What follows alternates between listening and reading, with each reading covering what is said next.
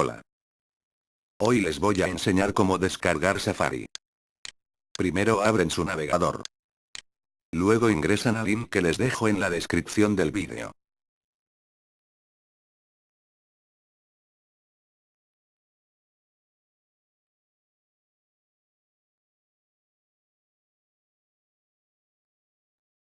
Luego se van a Downloads y luego le dan en Safari 4.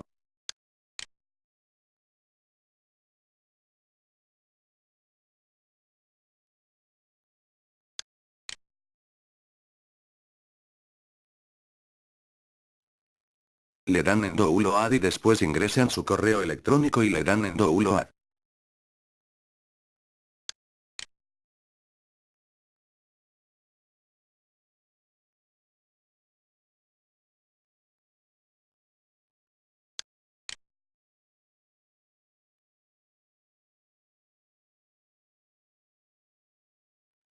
Luego en la ventana que les salen le dan en ejecutar y esperan.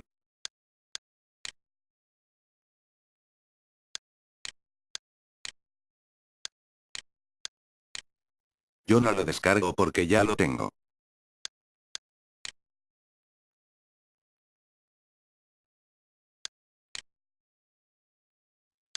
Luego le dan todo en siguiente y listo.